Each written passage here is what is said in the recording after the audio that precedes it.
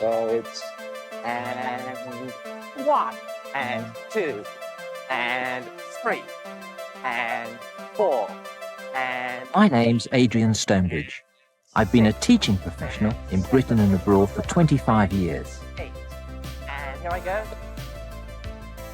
There are many ways to teach tennis. During this series, we could easily take the traditional stereotyped approach and drill you in the mechanics of stroke production technique. But there's another way. We're going to show you how to play your best game of tennis, not ours. With me, Andrew Robinson, my assistant professional and practice partner for the series. And to give us a helping hand, our resident cartoonist, Scribbles.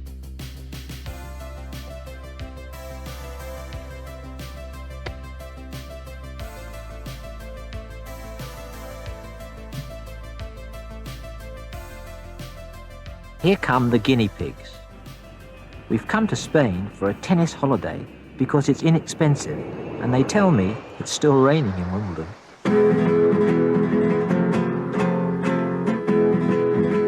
I've invited a mixed group of 8 to join us here in Alicante for a week and learn tennis the Stonebridge way.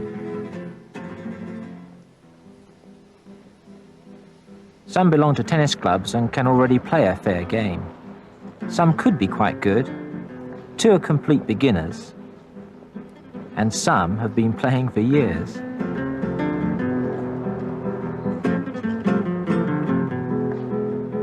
So here, during the course of these programs, we're going to improve their game of tennis with hardly a mention of stroke technique at all. Join us and I'll show you this other way to play your best tennis. You won't find it in the coaching books, so don't expect the usual old techniques.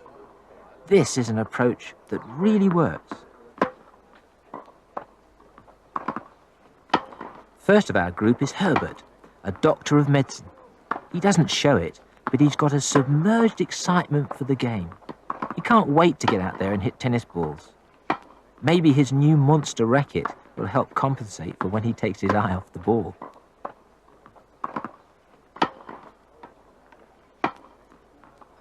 Pauline. It doesn't take a lot to see that she's a beginner. Scooper's grip, and she doesn't use her free hand. It makes her look uncoordinated on that backhand and too loose on that forehand. But I'll soon fix that. She's got a lovely attitude to the game, though. David works in a trade union legal department. He's actually convalescing after quite a serious operation. Looks like he's well on the mend. Very aggressive, lots of action here, and potentially a fine player. But no understanding of reaction, and that's what the game's about.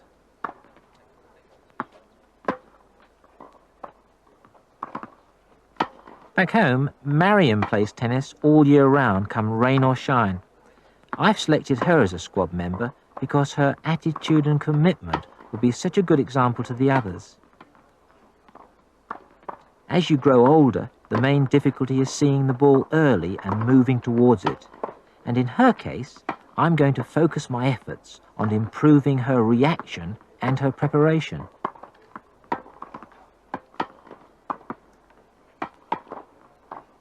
First time on the tennis courts for Tim. Looks a bit like it, doesn't it?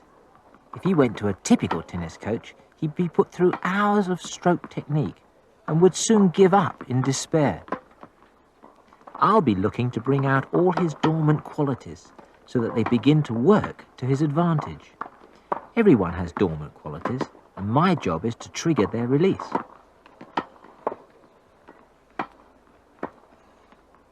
Linda's good fun to teach because she understands what fun in tennis is all about. Her problem is that she has an excitable temperament, and that comes through. She's always in such a hurry that she doesn't prepare her strokes. But at the same time, she's totally dedicated to the game.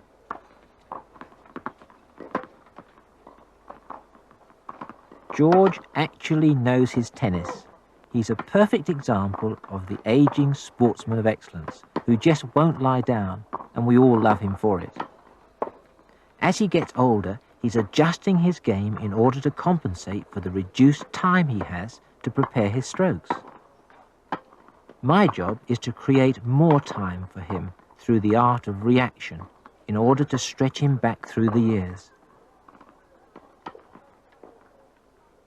One look at Sue tells me that she could be quite a good player. The problem's going to be getting her to believe this herself. Seeing what players are doing wrong is easy. Knowing what they should do right isn't difficult. But helping them make the transition is an art. In Sue's case, I will try to develop her concentration, her confidence, and above all else, her self-belief. So there's our squad of 8 players, all rearing to start. But the very first thing they're going to have to learn about tennis is that without the rally, there is no chance to improve. The rally is the lifeline of the game. Rally, of course, is keeping the ball going. And if you can keep the ball going, you have fun, you might get a little bit fitter, and taking in some nice deep breaths and enjoying the sensation of the ball springing off the strings and just playing it here, it's a wonderful, exhilarating experience. Also, of course, if you can get a long rally, it means that we can gradually transform your play and make it feel even nicer by giving you little bits and pieces of technique during the rally, which will enable you to build up a very nice rhythm and a very nice style. Now, in order to develop a rally, the lifeline of the game, in order to be able to keep the ball going, you require a very strong concentration. And what we have to help you with your concentration is we ask you to count. Now, presumably everybody here can count. So all you have to do is to count out numbers. You could count out apple, banana, pear, plum or something, it doesn't matter. But numbers are much more exciting because you're able to see how many you can get. And what you count out is you count out each time you hit it, and you count out each time your partner hits it. Your competition, when you go away in a moment, will be to see who can keep it going the longest. And it doesn't matter if it's a bit bedraggled, and it doesn't matter if it's a beautiful looking stroke. Sometimes they don't work. But you do have to count. So if I was starting the rally, it would be 1, 2, 3. How many can I do? 4, 5. How many can I do? 6, 7. So I'm trying to concentrate all the time. 8, 9, 10, and it might still be not very good. 11, doesn't matter. 12, 13, 14, 15, 16, 17, doesn't matter. 18, might have only played cricket before. 19, doesn't matter. 20, 21, doesn't matter. 22, 23, I don't think you're going to get that one. 24, you might want to play with this. But it doesn't always work. And now, everybody, your chance to work on the lifeline of the game. Whew, get fitter, shout the numbers out, go in, rally. 1, 2, 3, 4, 5, 6. There's going to be a lot more to counting the numbers other than just seeing who can get the largest score. This is just stage 1 of the concept of time, a start in developing their concentration before they move on to making the maximum use of time available and learning about action and reaction.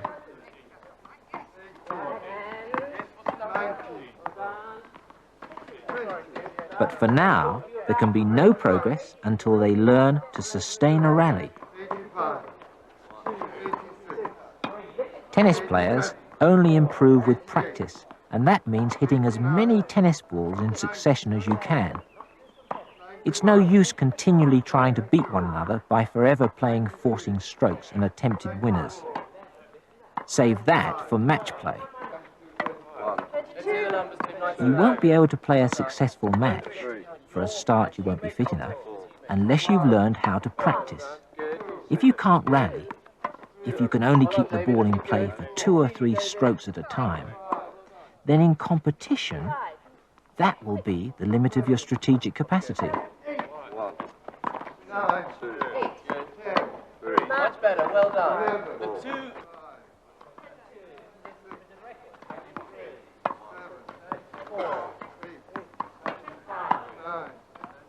The first target is 25 strokes. If you can develop the ability to achieve this regularly, then you will be starting to learn how to move your opponent around the court, thus enabling you to study their weaknesses. After this, you can test the limits of your concentration by going on to a 100-stroke rally and beyond, even towards the Stonebridge Tennis Academy high of 2,321 strokes.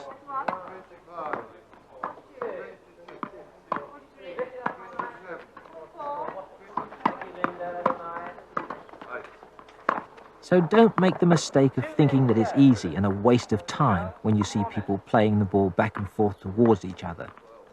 Practice requires cooperation, and the controlled rally is the way to improve your game. 72. Fantastic on the first day. Well Which done. leads me on to a new way to use the area of the tennis court for training. I need to reduce this area in order to put their play under the microscope. I'll explain. In our tennis school, we use the service line here as a centre for instruction. We play an awful lot from this area, putting the rally and the game under the microscope. And it brings attention to detail, to concentration, to footwork, and many other things. So we play from this area to the same area over the other side. And of course, from this, but do you know the names of the lines? I'm concerned about this now, because I'm sure an awful lot of the time, you know, I say to a group, everybody play from the service line, and they all run to the net or something, or run back to there. And I'm thinking, what is the name of this line? Anybody shout out to me? The baseline. Anybody agree? You serve from the baseline, everybody. You serve from the baseline. But this line is called the service line. What about this line over here, then? What do we call this? Back line. The back line. The baseline, Tim. Yes, well done. What about over here? What's this line called then? A tram. Yes, but what about this particular tram line? It's white. Fantastic. It's white. This is good, Andrew. Watch the group. Which tram line is it then? Inner tram line. Inner tram line. What do we play when we play in this area here then? Singles. So it's the singles tram line. What about this one over here then? What's this line? Doubles tram line. Well done. What about the one then, Tim? What about this one then, that always runs right down the centre? What would that be called? Centre line. Yes, this is the centre line running down the middle here. Terrific. So we have service line, base line, singles tram line, same over there, doubles tram line, super. And running across the middle, we have something sort of hanging around, which is called a net. You are clever. That's 10 out of 10 for the net. Fantastic. Okay, well done. You can play tennis.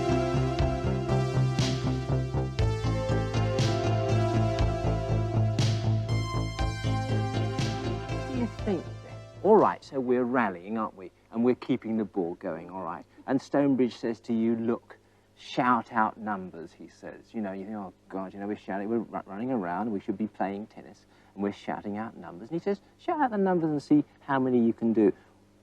What's the point? Why bother? Is there something in this? What's the idea? What is it doing for us, do you think? Makes you concentrate. Makes you concentrate. So Fully on the game. concentrate fully on the game, on what you're doing. Good. Anything else? Doing well. The rhythm, yes, it does. It helps you to, the longer you develop your rally, the lifeline of the game, the more opportunity you have to develop rhythm. Very good. Also a rhythm of something else. What? A rhythm of something you were getting onto when you mentioned to me about breathing. As the rally gets longer, to do with fitness, because the longer you rally, the better your respiration, the better the rhythm of your pulse rate. Your pulse rate will remain constant. And instead of dashing around for a 3 and rushing around, you will get into a flow of going 35, 40, 41, and your fitness and respiration will improve, and your pulse rate will remain steady. Very important thing. What else do you think, though? There is something very important. We're counting. What are we really counting? We're counting to say, yes, how many times can we keep it going? Yes, we have to really concentrate because we want a very high score, don't we? That's our first thing. I'm going to beat Marion's score. I'm going to beat Pauline's score. I'm going to beat my own score, aren't we? Because this is competitive against ourselves, isn't it? Yes. Right. And it's competitive against each other because we want to win the gold medal. Not only the gold medal, because what's a gold medal? Because we want to become very much better by the end of the program, because we love the game of tennis. But the real reason that we count the numbers out loud in the rally is to identify each hit, and each strike of the ball is the moment of truth. So we're calling out to identify those moments. Watch Andrew and I rally, and I'll point it out to you. Watch this very carefully. May I borrow a ball? Thank you, Marion. Watch carefully. Look. So we rally again. But the two most important moments in time in the rally are the two strikes. When I strike the ball, when Andrew strikes the ball. And we're counting and identifying those moments. Watch carefully. Look. 1, 2, 3. Emphasis on the moments. 4, 5, 6. Trying hard. 7. To bring all my 8. 9. Forces to bear. 10. 11. On those moments. 12. 13. 14. 15. 16. And if I can, 17. Focus my attention now. And now. And 20. And 21. And 22. 23. Then I have a very good chance. 24. And 25 of controlling. 27. 28.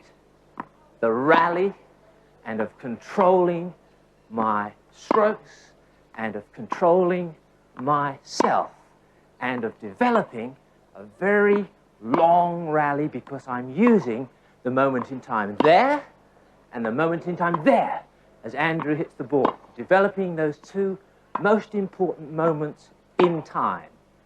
50, 51, 52, and 53, and so on. And there are the moment of truths. And of course in tennis, if you look at the moment of truth, as we've been saying, the moment of truth is not only just as you strike the ball, but there's a bringing of all our forces to bear just before we strike the ball, during the strike, and just after it. That is to say, all the forces of concentration, of physical movement and positioning, the whole spectrum are brought to bear just before the strike, during the strike, particularly there and just after. It matters what you do before, and it matters to a certain extent what you do after, but it matters most particularly what you do during this moment of truth time. All those forces have to be brought to bear just there. And you'd see even at Wimbledon, McEnroe, any of the guys running like mad and screaming across the court, sliding all over the place, and he's never going to get it. And he brings it at that moment. He's fallen over, he's on his bottom, and he falls over, and just between the middle leg, goes, ah! And he just managed to bring them all to bear at that moment, and he gets the ball into play at least, and possibly even wins the point. And, I mean, I've only ever played golf once, which should be not a story that I will want to tell. And I suppose even if you get Ballesteros or one of the top players, and he a backswing, they're always thinking about technique in golf, of course, because there is a lot of things to think about. But as they come into this moment here, just they're thinking, now I wonder if I can do a really good hole this time, and if I can get down in 3, I've won the championships. So if they're not careful, as they come into this moment here, and they start to think about the argument they had with their wife last night, or if I get this done one done well, I'm going to win the championships. As they come through to this moment here, and they then think about that winning of the championships, they come through to the moment of truth here, and they blow it, the ball could be sliced off and go into the trees. Bang off the trees, and their chances of winning the tournament are non-existent.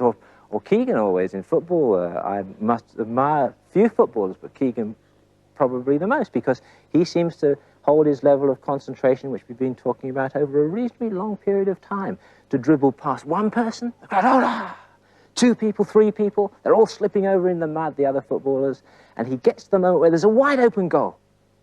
And in Keegan's case, he's able to get to this point here 90% of the time, perhaps, come into his moment of the truth here, as he comes into here, and wha-dang, he scores the goal. And therefore, when we're playing tennis, we can see that although stroke technique has its place, this middle part, this moment of truth, is more important than any technique. Would you like to go now and play and rally again and try to see if you can bring your forces to bear right there at the moment of truth with a very loud 1 and 2, right on those moments. Okay, Linda, let's see. Good, nice and loud. 2, and whatever you do, Linda, hold on a second, Sue, look. Whatever you do, Linda, look. When you strike the ball, as you strike it, count then your strike. The tendency, you know, is to hit it and say, is it going over? Oh, yes, 1, you know. But you count that moment, not that moment as it goes over there. Okay, let's do it again. This moment, the precise moment when Linda strikes the ball, or when you do, is your single moment of action in the game of tennis. Good, come on, Whoops. never mind me, doesn't matter It's about for me. this Come on, moment, just to make it as efficient and effective as possible, that 1, later on on the I will nose. show you a new way On the to nose. approach your racket 3, technique. good. Don't forget the backhand, please, Sue. Linda, let's see if we can play some backhands. On the nose of the hit. Good, and down there. Nice volley. Keep moving. You're still counting the result. That's better, but you were concentrating so hard then you left it till too late. Okay, well done. Keep it up. Minute to go at the most. Wow, go on, Tim. You can do it. Good, Tim. Bit louder. Good. And loud on his strike, the other side. And that moment, the precise split second when your partner strikes the ball, is your most important moment of reaction. You might now be able to see that although action is important, that is your ability to play wonderful strokes, by far the more important aspect of the game, and indeed in British training schools it is shamefully neglected, is the art of reaction. It's a complete waste of time being able to produce excellent strokes if first you haven't learned the subtle art of how to get yourself into the right place at the right time. Come on then, Barrett. Louder. No, you're counting it after the hit, Sue. Then, yes, and now, Sue, well done. And now, Sue. Even if, for instance, then, you see, even if then Linda hits it and she goes, ba-doing, whatever the number is, you should say 15 or whatever it is, and be ready, because you've seen that moment, and if it doesn't come over the net then you can relax. But be ready. 16, well done.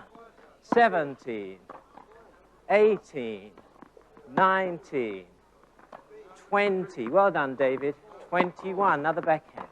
22, and what was it? The best one? 27. Pretty good, but think of the target area. And when you're running across, think of just trying to produce it into the target area. The tendency is to think of, am I going to get it over, or let's get it over. And that means that when you go through your moment of truth, it's too severe. And so when you go to that moment, you've got to actually almost caress it. 50, I've got it, excuse me.